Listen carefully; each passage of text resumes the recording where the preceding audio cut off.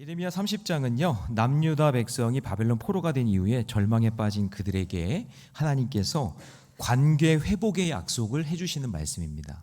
어떤 회복이요? 관계 회복. 그래서 모든 사람들의 죄악으로 인해 무너지고 하나님의 징계를 받게 된다는 내용이 12절에서 15절까지 말씀이고요.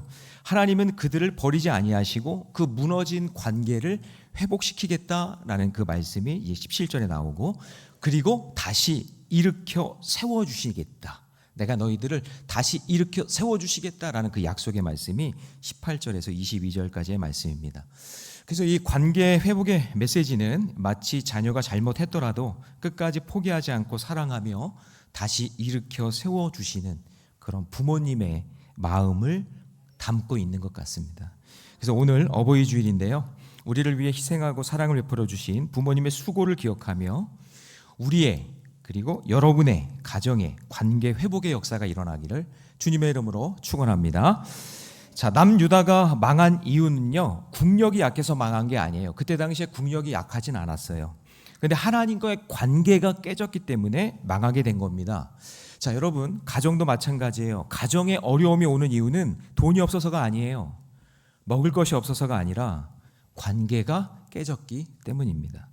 그래서 성경이 말하는 의로운 것, 의가 뭐냐? 의로움이 뭐냐면 히브리어로 체다카라고 하는데요, 그게 착하다, 바르다, 똑똑하다라는 뜻이 아니라 관계가 좋다, 그런 뜻이에요. 자, 따라해 보겠습니다. 관계가 좋다. 네, 그게 의로운 거예요, 성경에서는. 그러니까 예를 들어서 형제 사이에 의가 좋다라는 건 뭐예요? 형제 관계가 좋은 거죠. 그리고 부모 자녀 사이에 의로운 건 뭘까요? 부모 자녀 사이가 좋은 겁니다. 그래서 하나님과 좋은 관계를 위해서는요, 믿음의 의가 필요한 것이고, 그리고 사람들과의 관계, 특별히 가족 간의 관계에 있어서 필요한 의는 뭐냐면 사랑의 의가 필요한 것이겠죠. 그렇기 때문에 우리가 하나님과 언약 백성이라는 것은 하나님과 의로운 백성인 우리가 좋은 관계를 가지고 살아간다는 것입니다. 그래서 여러분, 하나님과 좋은 관계가 있는 사람은 사람과의 관계도 있고 가정 안에도 참된 평안이 넘쳐나게 될 줄로 믿습니다. 그래서 하나님과 우리의 좋은 관계를 나타내는 말씀, 오늘 본문 22절인데요, 저는 이 말씀이 정말 귀한 말씀이라고 생각해요. 하나님과 우리와의 관계를 말씀하는 귀한 말씀이거든요. 우리 같이 읽겠습니다. 시작. 너희는 내 백성이 되겠고 나는 너희들의 하나님이 되리. 다시 한번요. 시작. 너희는 내 백성이 되겠고 나는 너희들의 하나님이 되리라. 관계 이야기잖아요. 관계예요, 관계. 그래서 여러분, 21세기 화두가 뭐냐면 관계입니다. 관계가 좋아야 돼요. 오늘 말씀을 통해서 그 하나님과의 관계가 회복되고 가정 안의 관계가 회복되기를 축원합니다. 자, 그렇다면 관계 회복을 위해서 우리가 무엇을 생각해야 될까요? 네. 네, 관계 회복이 중요한 전화가 왔겠죠. 자, 첫 번째는 뭐냐면 우리 한번 같이 읽어봅니다. 시작. 서로의 상처를 살펴보는 시간이 필요합니다. 자, 12절 이어서 읽습니다. 시작. 여호와께서 이와 같이 말씀하시니라. 내 상처는 고칠 수 없고 내 부상은 중하도다. 자, 하나님은 남유다의 백성들의 상처와 부상 당한 정도를 다 알고 계셨어요. 다 알고 계세요. 서로의 상태를 살펴보면서 상처와 부상당한 것을 볼 수 있어야 돼요. 아빠가 얼마나 아픈가, 마음이 지금. 내 아내가 얼마나 마음이 아픈가, 내 자녀들이 얼마나 상처가 깊은가. 여러분, 성경은 하나님과 우리와의 관계를 말씀을 통한 언약 관계라고 말씀하셨기 때문에 잘 보세요. 말씀에 순종하고 잘 지키면 복을 받는다. 그리고 말씀에 불순종하면 너희들이 저주를 받는다. 그 신명기 사관이라고 하고 신명기 안에 담겨져 있잖아요. 그러니까 말씀을 통해 우리의 상태를 보시는 거예요. 말씀에 순종하고 사는가, 저 인생이 말씀에 불순종하고 사는가, 그것을 통해서 그 사람의 상태를 이야기할 수 있는 거겠죠. 근데 하나님이 우리를 언약 관계로 삼으셨다는 것은 우리를 그냥 기계적인 존재, 그냥 종처럼 막 부려먹는 그런 존재가 아니라 어떤 자녀된 영적인 관계로 여기시고 말씀으로 우리를 살펴주신다라는 것이죠. 그래서 오늘도 지금 말씀하고 있는 거죠. 여러분들이 그 말씀을 듣고 있는 거고, 그 관계 속에서 하나님께서는 하나님과 인간의 관계를 만들어가고 계시는 겁니다. 그래서 우리가 가장 먼저 받아야 할 복이 뭐냐? 말씀을 통한 관계의 복입니다. 다른 복은 그 다음에 받아도 돼요. 근데 우리가 구하는 건 말씀을 위한 관계의 복보다는 다른 걸 더 구할 때가 많다는 거죠. 여러분, 부모 자식 간에도 마찬가지입니다. 먼저 관계가 좋아야 다른 일들을 할 수 있는 거예요. 그래서 여러분, 효도는 관계입니다. 관계가 좋아야 돼요.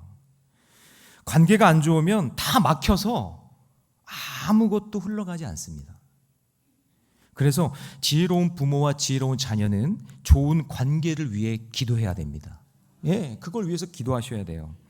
가정에서 사이가 좋은 가족들은요, 핸드폰 이름 저장 목록을 보면 알 수 있대요. 서로 관계 좋으면은 핸드폰에 이렇게 저장되어 있대요. 내 사랑, 내 반쪽, 달링, 내 보물단지, 꿀단지. 어떤 사람은 제가 좋아하는 가족에게, 아내에게 전화가 오는데 사랑 사랑 내 사랑이야. 벨소리가 그래요.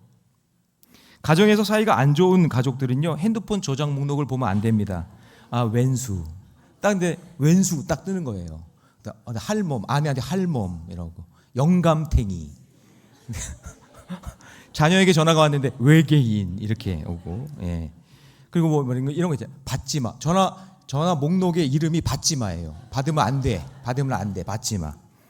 그냥 어떤 권사님이 재미있는 얘기를 하는데, 아내한테 전화가 오면 전화 아내 이름이 뭐라고 뜨냐면 인내하라 이렇게 뜬다.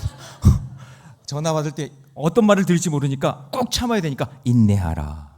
근데 어떤 목사님은 그래, 나는 뭐라고 하냐면 아내한테 전화 오면 주여라고 뜬대요. 주여라고 뜬대요. 재밌어요. 제가 최근에 영화 하나랑 드라마를 하나 봤는데요. 글쎄요, 여러분들은 잘 아실지 모르겠어요. 썬더볼츠라는 영화를 봤습니다. 저희 집에 마블 매니아가 있어가지고 이거를 꼭 아빠랑 봐야 된대요. 그래서 이거 막 싸우는 얘기거든요. 영웅 히어로물이에요. 막 싸우는 그런 이야기라서 이거를 왜 보라고 하는지, 지나가서 보면 되지. 근데 같이 가서 봤는데 거기 있는 등장 인물에 대한 스토리가요, 막 슈퍼맨 같은 사람들이 나오는 게 아니라 그냥 일반 사람들인데 조금 힘센 사람들, 그런 사람들이 나와요. 그런데 그 스토리 전개를 어떻게 하냐면 자꾸 과거의 아빠의 관계, 가정 안에서의 관계, 그 상처와 아픔, 그런 것들을 보여줘요. 그러니까 지금 영웅으로서의 선한 영향력이 어디서부터 나오느냐, 지금 악한 영향력이 어디서부터 나오느냐, 그냥 계속 상처받고 괴롭힘 당하고 가정에서 따돌림 당하고 하는 그런 자녀는 그런 것이 악한 그림자로 나타나는 거죠. 그게 악한 힘으로 나타나요. 그런데 엄마와 아빠와의 관계가 회복되면 그게 선한 에너지가 나타나서 그것을 극복할 수 있는 힘이 된다는 얘기죠. 그런 이야기더라고요. 그래서 얘가 이거를 보게 했구나. 아빠가 좀 나한테 좀 잘해주면 좋겠구나. 선한 영향력을 좀 했으면 좋겠구나 하는 그런 마음으로 나한테 보자고 한 거구나. 이런 생각이 좀 들었어요. 그래서 참 은혜롭게 제가 이 막 싸우는 영화인데 은혜롭게 본 영화 중에 하나고요. 또 하나는 폭삭 소가수다를 너무 재밌다 그래서 한번 봤어요. 폭삭 소가수다가 이게 수고 많이 했습니다라는 뜻이라며요. 거기 요번에 뭐 상을 거의 다 휩쓸었더라고요. 근데 두 가장에 대비되는 두 가장이 나오는데 관식이하고 학식이 나오잖아요. 근데 보면 관식이는 뭐예요? 관계를 소중하게 여긴다고요. 아내, 자녀, 내 주변 사람들과 관계를 소중하게 여겨요. 그렇죠? 학씨는요. 나중에는 이혼하잖아요. 그러니까 관계를 소중하게 여기지 않는 사람인 거예요. 그래서 제가 이 영화나 이 드라마를 보면서 이 관계의 중요성을 이렇게 깨닫게 됐어요. 목사님은 맨날 영화나 보고 드라마나 보는 거나 이렇게 생각하시면 안 되고 저는 설교를 위해서 이렇게 봤다라는 거. 그러니까 여러분, 하나님이 출애굽한 다음에 바로 가나안 땅에 들어가서 분배하셨나요? 바로? 출애굽한 다음에 바로? 그렇지 않아요. 여러분, 출애굽기 19장에 보면은 하나님이 시내산에서 언약 관계를 먼저 체결해요. 말씀으로. 무슨 관계? 언약 관계. 그러니까 하나님이 시내산 그 언약 관계를 체결하고 난 다음에 그 다음에 어떻게 해요? 그 광야에서 돌면서 관계 훈련을 하시는 거예요. 그러니까 새로운 환경에 적응하는 기간이 필요한 거죠. 그래서 여러분 부부가 만나서 결혼하고 함께 살면 그게 나 처음에 사랑했어. 이 남자를 사랑했어. 이 여자를 사랑했어. 해가지고 가정이 딱 되면 거기서부터 시작이 아니라 거기서부터 엄청난 그 관계 속에 오는 갈등과 어려움이 있는 거예요. 새로운 세계, 새로운 우주에서 살던 그런 외계인 같은 존재가 그 가정에 들어온 거잖아요. 근데 그 사람은 어떻게 쉽게 이해해요? 어떻게 그 사람은 쉽게 하나가 돼요? 어려운 거예요. 아니 애굽에서 430년 동안 있었던 이스라엘 백성들을 끄집어냈어요, 광야에. 근데 그 사람들을 어떻게 한 번에 그들을 이해해가지고 그냥 가나안 땅에 뚝 들어가서 야, 땅 가져라 해가지고 나눠 가져요? 아니에요. 그들을 이해하고 그들을 품고 그들과 하나 되는 그 기간이 광야에서 뭐예요? 40년인 거예요. 네, 그 시간이 필요한 거예요. 그래서 여러분 예수님도 보면은 제자를 부르셨죠? 제자 딱 부르시고 난 다음에 야, 바로 세계 선교해라 그러셨어요? 그게 아니라 말씀으로 3년 6개월 동안 관계 훈련시키고, 그리고 마가다락방에서 성령 충만을 받을 때까지, 영적인 관계가 될 때까지, 하나님의 마음을 충분히 이해할 때까지, 그때까지 기다리는 거예요. 기다려주는 거예요. 그래서 여러분 오늘 14절을 보시면 하나님은 이스라엘 백성들과의 관계 성장을 위해서 그들의 그 죄악된 것에 대한 징계를 통해서 그들을 다시 회복시키는 그 과정이 필요한 거예요. 그래서 14절 같이 있습니다. 시작. 너를 사랑하던 자가 다 너를 잊고 찾지 아니하니 이는 내 악행이 많고 내 죄가 많기 때문에 나는 내 원수가 당할 고난을 내가 받게 하여 잔인한 징계를 내렸도다. 그 징계를 통해 하나님과의 관계가 얼마나 중요한지를 깨닫게 하시는 거예요. 하나님은 이런 고통과 연단으로 인해서 상처와 아픔을 다 알고 계시다. 내 상처 때문에 부르짖느냐? 내 고통이 심하구나? 내가 안다. 그러시는 거죠. 그래서 이런 관계를 위한 고통의 시간이 있어야 영적으로 회복할 수 있기 때문에 사랑하는 자녀들에게 징계를 하시는 겁니다. 자, 우리 잠언 3장 12절 말씀이 있습니다. 시작. 대저 여호와께서 그 사랑하시는 자를 징계하시기를 마치 아비가 그 기뻐하는 자들을 징계함 같이 하시느니라. 아니 그 기뻐하는 아들을 위해서 징계를 하는 거예요. 왜요? 뭐를 위해서? 관계를 위해서 말이죠. 그래서 부모의 사랑도 마찬가지입니다. 자녀가 겪는 실패와 아픔을 누구보다도 잘 알죠? 때로는 그 잘못을 꾸짖지만 그 안에는 좋은 관계를 위한 사랑이라는 것을 알아야 됩니다. 그래서 히브리서 12장 6절에 보면 주께서 그 사랑하시는 자를 징계하시고 그가 받아들이시는 아들마다 뭐 한다고요? 채찍질해요. 채찍질할 때 아프겠죠. 매 맞으면 아프죠. 그렇지만 그것이 뭐예요? 사랑하는 자이기 때문에. 여러분 다윗도 보면 하나님은 다윗을 사랑했어요. 그런데 다윗이 범죄했을 때 눈 감아주지 않죠? 나단 선지자에게 바로 직고하는 말을 듣게 됩니다. 그리고 눈물 쏙 빼고 하고 거기서 난 아이 죽게 하잖아요. 그렇죠? 그리고 난 다음에 관계가 회복시키게 되는데 그 사무엘상 12장 13절에 보면 여호와께서도 당신의 죄를 사하셨나니 당신이 죽지 아니하려니와 관계가 회복되면 용서해 주시는 거예요. 그러므로 여러분, 사랑하는 여러분, 자녀 여러분, 부모 여러분, 여러분이 부모에게 효도를 잘 하시려거든 먼저 하나님과의 관계에서 복을 받아야 돼요. 그 다음에 부모님과의 관계에서 복을 받으시기 바랍니다. 그래야 그 관계의 복 위에 상처가 회복되고 고쳐지면서 그 위에 만나와 메추라기 같은 기적도 내리는 거고 요단강도 건널 수 있는 것이고 여리고 성도 무너지는 거지, 그냥 아무런 관계도 없는데 그냥 갑자기 막 기적이 일어나고 복이 쏟아지고 그러는 게 아니에요. 그래서 17절 말씀 같이 있습니다. 시작. 여호와의 말씀이니라 그들이 쫓겨난 자라 하매 시온을 찾는 자가 없은즉 내가 너의 상처로부터 새살이 돋아나게 하여 너를 고쳐주리라. 그게 70년의 그 바벨론 포로기가 그것이 회복되는 기간이었다라는 거예요. 그러므로 여러분 먼저 하나님과의 관계 회복을 이루시기 바랍니다. 그 힘으로 서로 상처를 살펴보면서 숨겨진 상처를 솔직히 드러내고 회복되는 그런 복된 가정 되시기를 주님의 이름으로 축원합니다. 자, 자, 더 나가서 관계 회복을 위해서는요. 자, 읽습니다. 굵은 글씨 시작. 눈에 보이는 복에 속지 말아야 합니다. 자, 18절 말씀해 보면 눈에 보이는 복들이 쭉 나와요. 이 모든 이 고난과 징계를 통과하면 주시겠다라는 그 복이에요. 먼저 하나님과의 관계가 회복되니까 어떻게 돼요? 눈에 보이는 포로들이 돌아온대요. 그리고 성읍이 다시 건축되고, 그리고 사람이 살게 되는 역사가 일어난대요. 그런데 여러분, 복받는 순서를 잊으면 안 돼요. 이 말씀만 딱 떼다가 좋아하면 안 되고, 먼저 누구와의 관계가 회복돼야 된다고요? 하나님과의 관계가 회복돼야 이 복이 임하는 거예요. 그러니까 여러분, 자녀들에게 진정한 효도를 받으시려면 여러분, 기도를 할 때, 기도를 가르치실 때 돈 많이 벌게 해주세요. 뭐 사업 대박 나게 해주세요. 공부 잘하게 해주세요. 뭐 좋은 데 들어가게 해주세요. 여러분, 이제 이런 기도 그만하세요. 부탁드립니다. 이런 기도는, 아니 관계도 안 되어 있는데 이런 기도만 복을 받아가지고 무슨 그게 복이 되겠어요. 여러분, 돈 많이 벌어요. 돈 많이 벌려고 예배 안 드려요. 그럼 그게 무슨 복이에요? 응? 아니 사업 때문에 바쁘대요. 사업 잘 된대요. 그러면서 기도 안 해요. 그럼 그게 무슨 복이에요?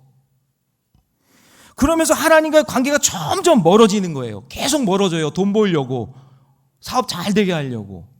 그럼 그게 여러분 진정한 복일까요? 죄송하지만 그것은 성경이 말하는 복이 아니에요. 예레미야는요, 하나님과의 관계를 위해서 70년 동안 바벨론 포로의 그 징계를 통과해야 한다고 40년 동안 울면서 외쳤어요. 거짓 선지자들은요, 하나님과의 관계를 무시하면서 다 잘 될 거라고, 괜찮다고, 이거 금방 지나간다고, 우리 포로로 끌려가는데 2년 만에 돌아올 거라고 눈에 보이는 복만 계속 거짓으로 얘기하는 거예요.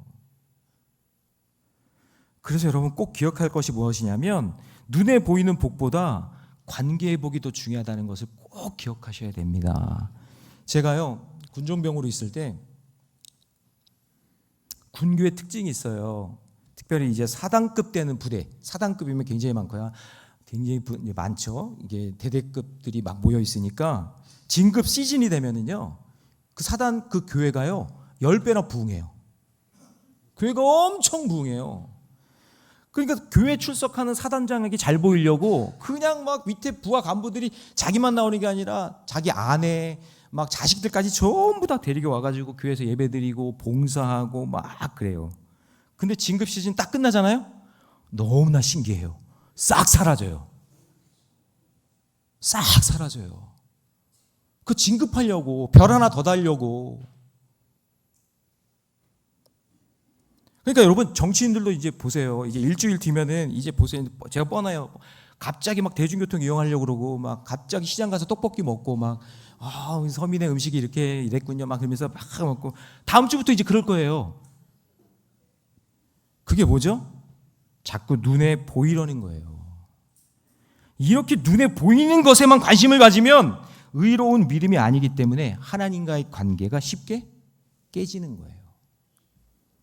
그러니까 여러분, 진급 안 되고 시험에 떨어지고 질병에서 고쳐지지 않으면 그 다음부터 하나님 예배하지 않고요, 찾지도 않고요, 기도하지도 않아요. 그게 뭐예요, 여러분? 그거 미신 우상 숭배하는 거잖아요. 그게 그렇잖아요. 그러니까 이스라엘 백성들이 이렇게 신앙생활 했다는 거예요.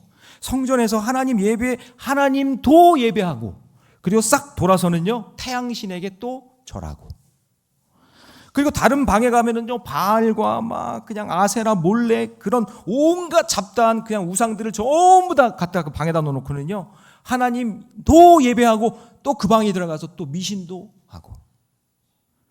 그래서 우상이 얼마나 많은지 예레미야가 딱 얘기하잖아요. 11장 13절에서 우리 같이 읽습니다. 시작. 유다야, 내 신들이 내 성읍의 수와, 아니 그냥 성읍마다 마을마다 그냥 우상들이 그냥 득실득실한 거예요. 그냥 가는 곳마다 우상 숭배했다는 얘기죠. 그러니 하나님이 왜 심판을 안 하시겠어요? 관계가 이렇게 깨졌는데.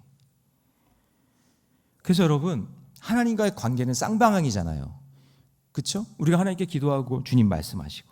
그런데 이들은요 하나님께 드리는 거는 싫고 그냥 받는 것만 원해. 받는 것만. 그러니까 일방적으로 받는 것만. 그러니까 자기의 구미에 맞지 않으면 그냥 버리는 거예요. 그래서 예레미야는 이 땅에서 관계 회복이 불가능하니 너희가 바벨론에 가서 하나님과의 관계가 회복되고 와라. 그렇게 얘기하는 거예요. 그래서 이 하나님과의 관계가 회복되면 어떤 일이 일어난다는 거죠? 자, 19절 말씀 같이 있습니다. 시작. 그들에게서 감사하는 소리가 나오고 즐거워하는 자들의 소리가 나오리라. 내가 그들을 번성하게 하리니 그들의 수가 줄어들지 아니하겠고 내가 그들을 존귀하게 하리니 그들은 비천하여지지 아니하리라. 할렐루야. 예, 관계가 회복되면 그 다음에 이제 눈에 보이는 거예요. 성벽, 성전, 성읍이 다시 건축되고 할렐루야. 사람이 살게 되는 역사가 일어나고 할렐루야. 감사가 터져 나오고 즐거운 소리가 나오고 번성하게 되고 존귀하게 된다. 이게 관계 회복이 먼저 이루어질 때 나타나는 보이는 복이다라는 거죠. 그래서 우상 숭배하듯이 종교 생활하는 사람들을 보면은요, 하나님은 한 분이면 충분하잖아요. 하나님 한 분이면 충분하지 않아요? 하나님 한 분이면 충분한데, 근데 하나님의 관계가 불완전하니까 한 교회요 정착하지 못하고요, 이 교회 가면 뭐가 좋은가, 저 교회 가면 뭐가 좋은가 막 이것저것 막 돌아다니다가 영빨 있는 목사, 용한 목사 찾으러 다니다니까요. 그치, 전 들은 적이 있어요. 이 교회 저 교회 이렇게 찾아가면서 영빨 있는 용한 목사 이렇게 찾아다닌다는 거예요. 여러분, 저에게는 영빨이 없고 말씀은 있으니까 영빨 있는 목사님 찾으시려면 다른 교회 가시면 됩니다. 아니 진짜로요. 저 영빨이 없거든요, 저는. 그러나 여러분 보세요. 너희들이 바벨론에 가서 하나님과 관계가 회복되면 그 가정과 공동체에게 어떤 복을 주실까요? 20절 같이 있습니다. 시작. 그의 자손은 예전과 같겠고 그 회중은 내 옆에 굳게 설 것이며 그를 압박하는 모든 사람은 다 내가 벌하리라. 그래서 자손들이 예전처럼 번성하고 회중들이 굳게 서고 압박하는 자들이 물리치는 그런 보이는 복을 하나님이 주시겠다. 뭐예요? 하나님과의 언약, 말씀과의 관계, 그 복을 받은 사람에게. 할렐루야. 어떤 집사님이 전통적인 불교 집안에서 태어났는데요, 집안에는요, 집안에 큰 부처가 있었대요. 집안에. 야, 이게 대단한 집안 아니에요? 그런 집은 제가 본 적이 없는데, 근데 부처상이 있대요. 그 명절이나 이거 제사를 지내면요, 가족들이 막 거기다 향을 피우고 절을 하고, 어머니는 아침부터 일어나면 불경을 외기 시작한대요. 그런데 참 희한한 게 그 집안이 늘 그렇게 우울하대요.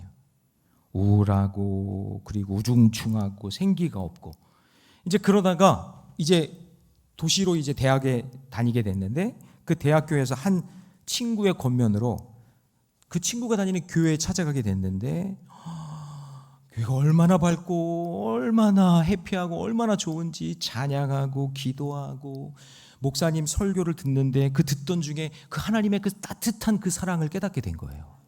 이거구나, 이거. 야, 이거구나. 신앙이라는 게 이런 거구나. 그게 뭐예요? 그 순간에 하나님과 관계가 형성된 거예요. 하나님 만난 거예요. 그러니까 예전에는 자기 인생이 너무 우울했는데 예수님이 나의 길이요 진리요 생명이라는 걸 깨닫게 된 거예요. 그랬더니 막 기쁨이 넘치고 감사가 넘치고 웃음이 이렇게 막 생기고 막 그러는 거예요. 사람들이 바뀌었다고, 달라졌다고. 그래서 그 뒤로 어머니를 설득하기 시작했대요. 새벽마다 불경 외우고 있는 어머니한테. 시간이 좀 걸렸지만 열심히 기도하고 노력하다 보니까 온 가족이 예수 믿고, 불상 대신 그 집안에 십자가가 걸려있고, 불경 외우던 어머니가요 새벽 예배 가서 기도하고 자기 아버지가 장로가 됐다는 거예요. 글쎄. 할렐루야. 놀라운 축복이 일어나는 거죠. 바뀌는 거예요. 집안 분위기가 바뀌는 거예요. 우중충하고 우울한 분위기가 바뀌는 거예요. 믿음의 사람 한 사람 때문에. 옛날에는 그냥 조상신이 두려워서 그냥 벌벌 떨고 살았는데 하나님, 살아계신 하나님을 만나니까 그런 게 싹 사라지는 거예요. 그런 기적이 일어났으면 좋겠어요, 우리 교회에. 여러분 보세요. 그 한 사람의 기적을 어떻게 설명하겠어요? 하나님과의 관계가 회복되니까 그런 기적을 보여주시는 줄로 믿습니다. 눈에 보이는 세상의 복만 쫓아가지 마세요. 하나님과의 관계에서 주시는 복이 먼저 받고 그 복을 누리는 우리 부모 세대, 우리 자녀 세대 되시기를 축복합니다.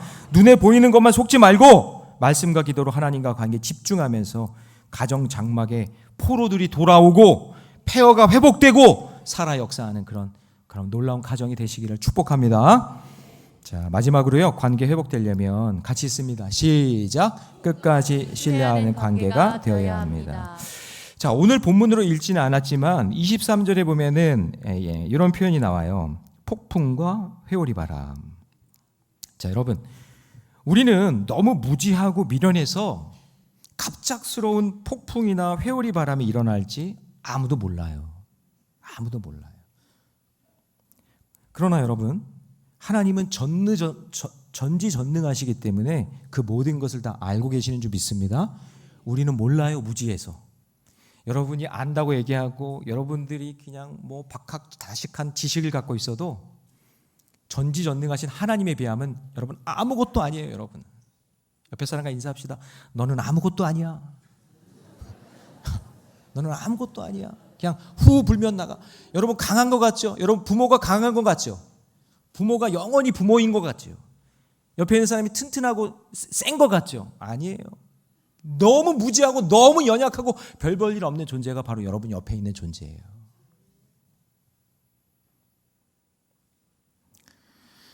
여러분, 예레미야도 하나님이 이끄시는 결말을 몰랐어요. 그냥 예레미야의 특징은 뭐냐면 그날 주시는 말씀을 선포하는 거예요. 예레미야가 이 나라가 어떻게 될지, 어떤 결말이 일어날지 몰랐어요. 여러분, 아무리 탁월한 선지자도 하나님의 모든 계획을 알고 있는 사람이 아니에요. 몰라요. 저도 몰라요.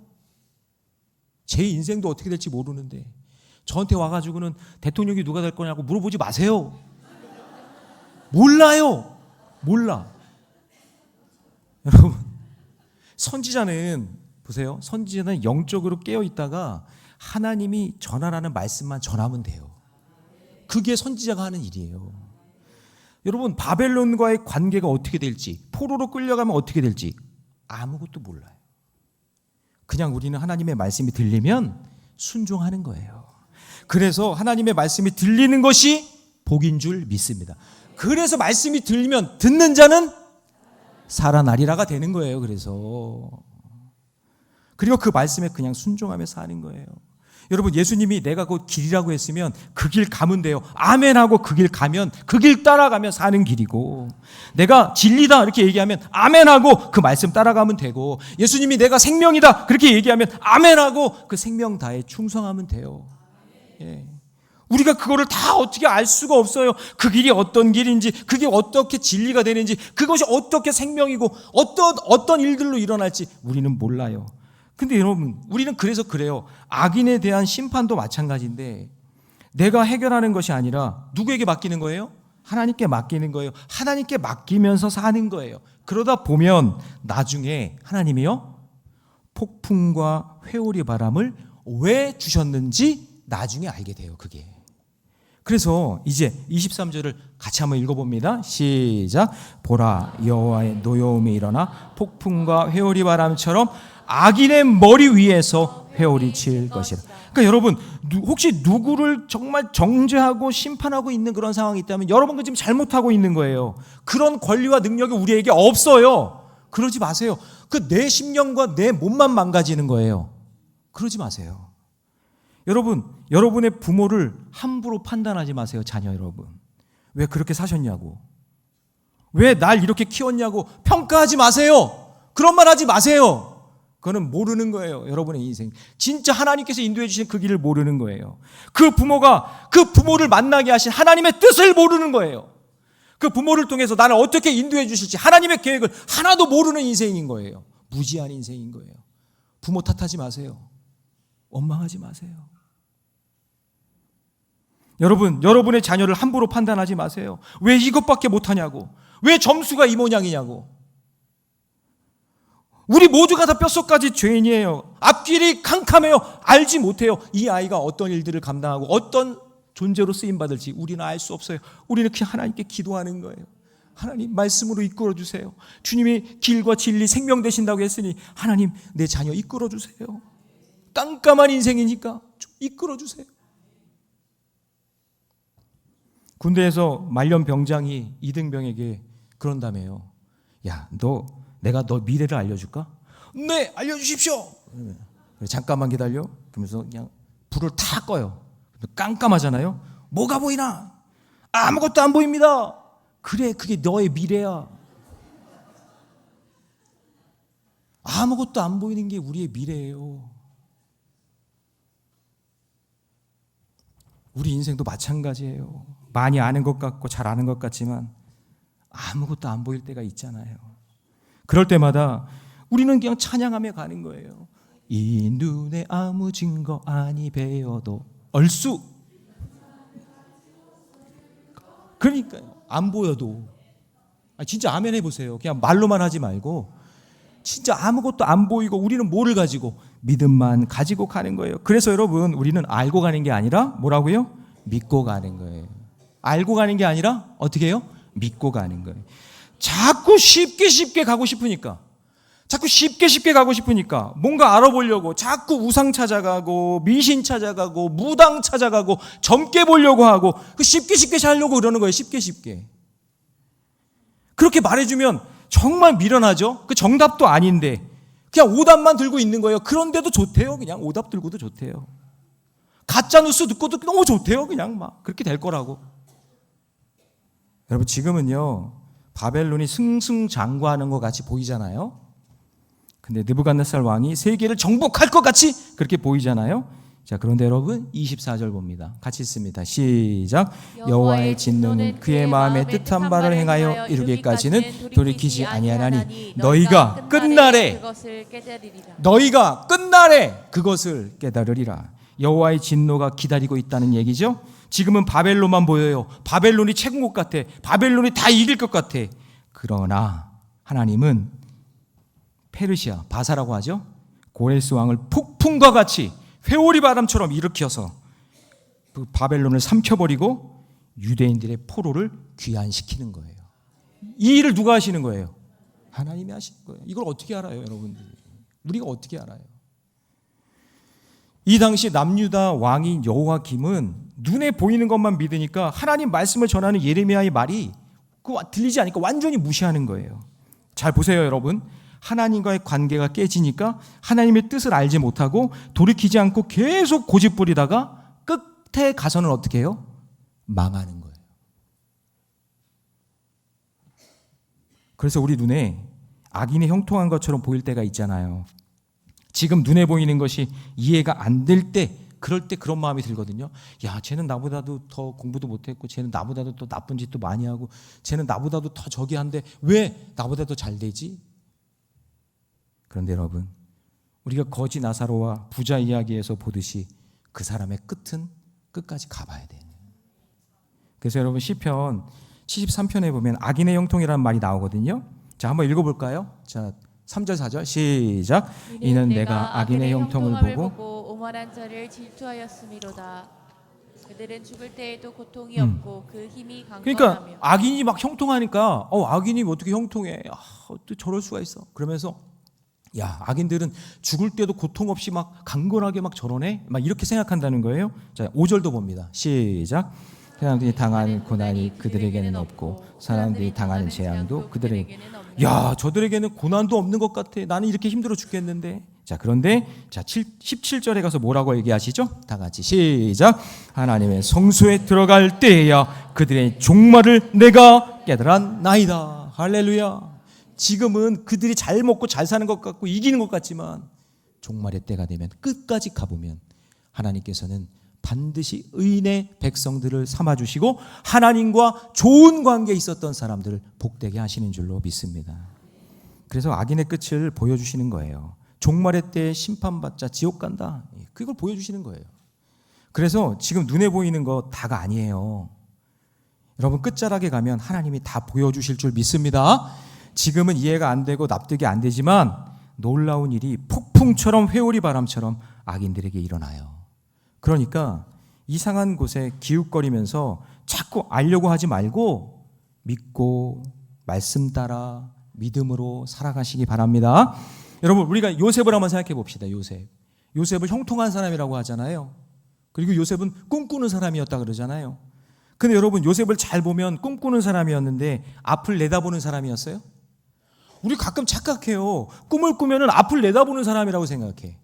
근데 여러분 성경에서 앞을 내다보는 일들을 한 적이 없어요.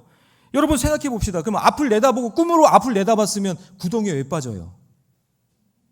아니 구덩이에 왜 빠져요? 앞을 내다봤으면 미리 알고 안 갔지.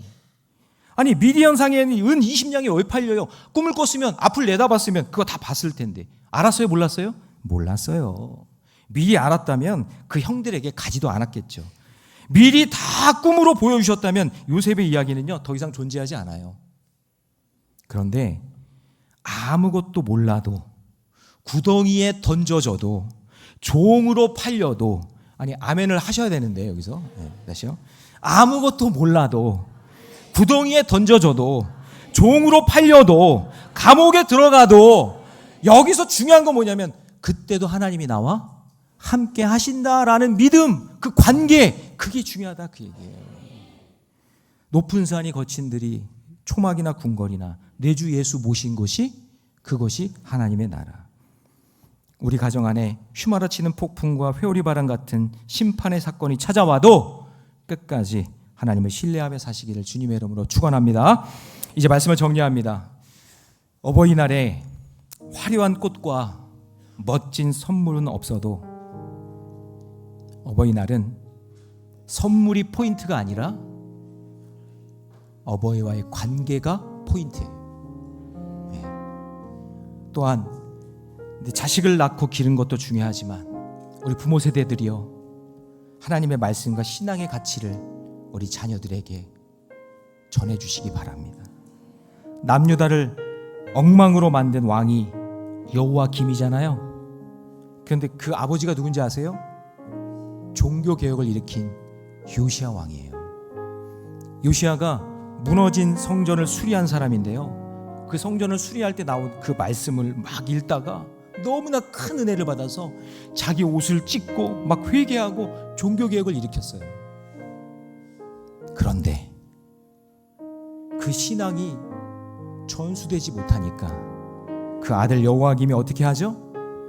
나중에 살펴보겠지만 예레미야 36장 21절 같이 있습니다. 시작. 여우디가 선어 쪽을 낭독하며 왕이 면도칼로 그것을 연하여 베어 화로 불에 던져서 두루마리를 모두 태웠더라.